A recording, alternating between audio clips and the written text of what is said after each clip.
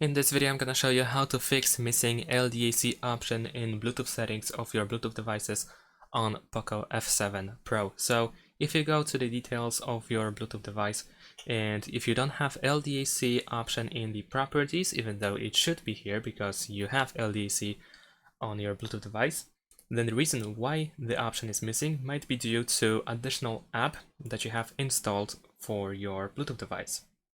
For example, I have this app over here for my earbuds, and in order to fix this issue, I need to go to the sound quality settings, and I need to change the sound quality from connection quality to prioritize sound quality.